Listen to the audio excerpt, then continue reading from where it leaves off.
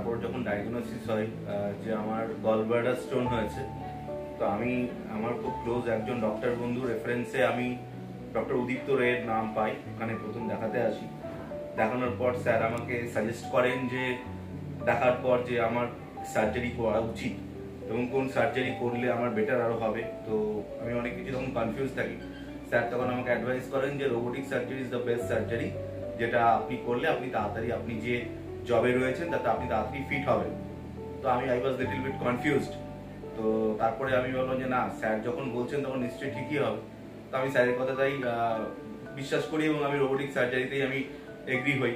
তো to be very frank, on 22nd of July আমার surgery হয়েছে এবং সকাল 10টার সময় বোধহয় আমাকে ওটিতে ঢুকিয়েছিল।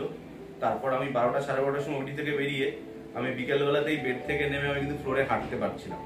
এবং আজকে আমি কৃষ্ণনগরে থাকি, আমি কৃষ্ণনগর থেকে আজকে আমি নিজে সেলফ ড্রাইভ করে আমি এসেছি আমার ফ্যামিলি নিয়ে। আমি নিজে ড্রাইভার না নিয়ে নিজে সেলফ ড্রাইভ করে স্যারকে first check up after 7 days আমি দেখাতে এসেছি।